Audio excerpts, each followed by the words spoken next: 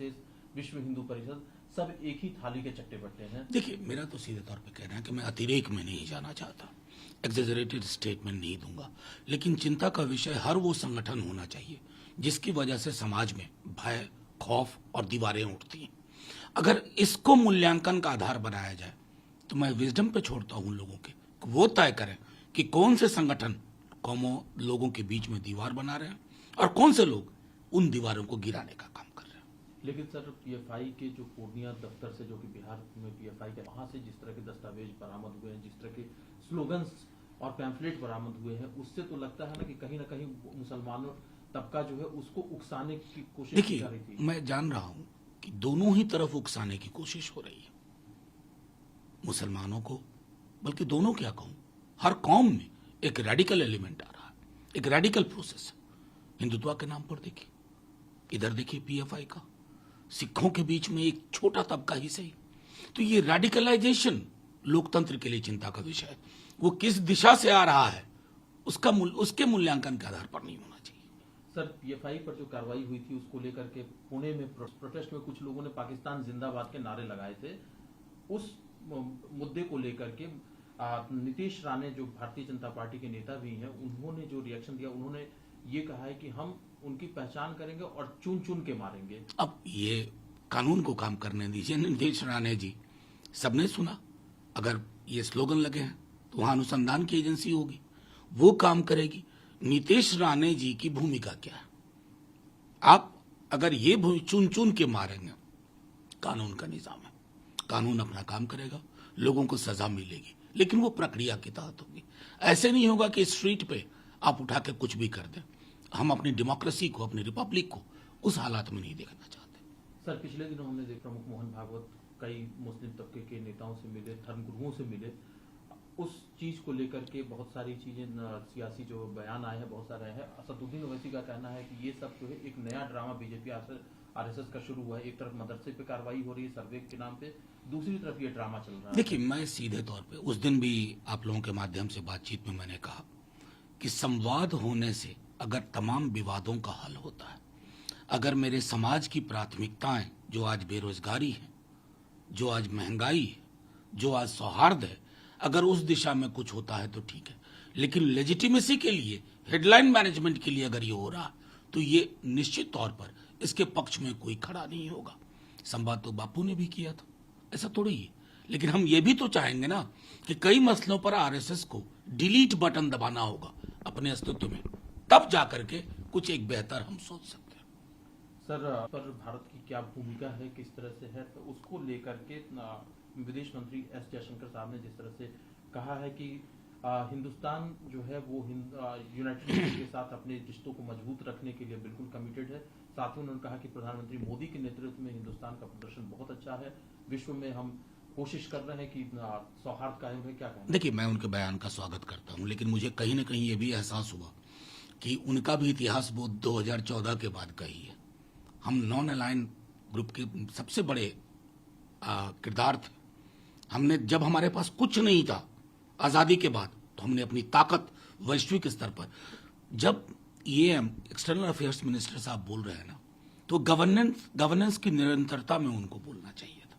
47 से लेकर आज तक हमने विश्व, अरे हम तो वो देश है ना, कभी अग्रेसर नहीं किया, लेकिन जब लाल आंखें दिखाई गई ना, तो हमने नक्शा बदल दिया, बांग्लादेश बना। तो जयशंकर साहब से ये उम्मीद होगी ना कि इतिहास बोध को 2014 केंद्रित मत करिए, उससे पहले इस मुल्क का 67 वर्षों का इतिहास था और वो इतिहास गर्व कर रहा है, उसको निरंतरता में रखते तो और बेहतर होता। सर, राष्ट्रीय जनता दल विपक्षी दल है, वो बार बार एक सवाल उठाते रहे हैं और ये सवाल मोदी सरकार में ज्यादा मुखर तौर पर उठता रहा है। महंगाई का मुद्दा, रुपये की जो स्थिति है डॉलर के मुकाबले, उसको लेकर के अभी 2 दिन पहले भी आपने रुपये को लेकर के, रुपये की जो स्थिति है उसको लेकर के जिक्र किया था। वित्त मंत्री निर्मला सीतारमण का कहना है कि दूसरे देशों के करेंसीज के से अगर तुलना करें तो रुपया जो है अभी भी बेहतर पोजीशन पर है। उनके तर्क के आगे तो मुझको प्रणाम करने का दिल करता है। क्या 10 बरस पहले यही तर्क नहीं दे सकते थे? वो स्वीकार्य होता क्या निर्मला जी? देखिए, लोक जीवन में ना अतीत में आपने क्या कहा, किस संदर्भ में कहा, उसको नहीं भूलना चाहिए। लोग कहते थे गरिमा गिर रही है, मैं तो ढूंढ रहा हूं किनकी गरिमा गिर रही है। आज गरिमा की बात क्यों नहीं हो रही है? मीडिया के भी एक वर्ग में, बड़े वर्ग में साइलेंस है, और ये साइलेंस ये बता रहा है कि हम दोहरे चरित्र के लोग हैं, और दोहरा चरित्र किसी भी देश के लिए अच्छा नहीं।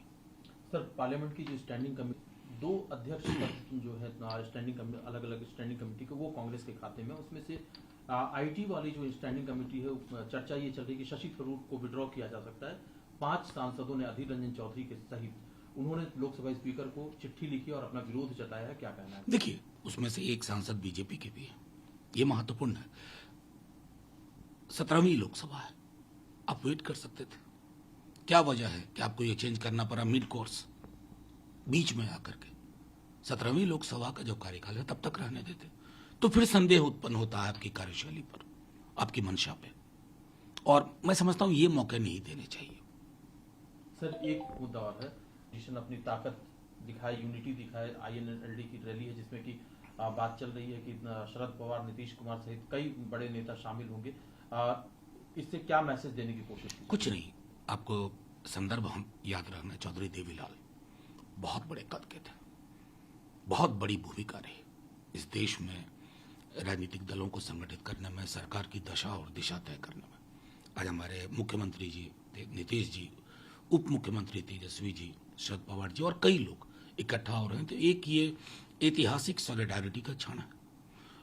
इसको सिर्फ राजनीति मत कहिए, लोक जीवन में इस तरह की मुलाकात, इस तरह की एक्ट ऑफ सॉलिडारिटी बेहद आवश्यक है। जनता को भरोसा होता है, जनता को ताकत मिलती है।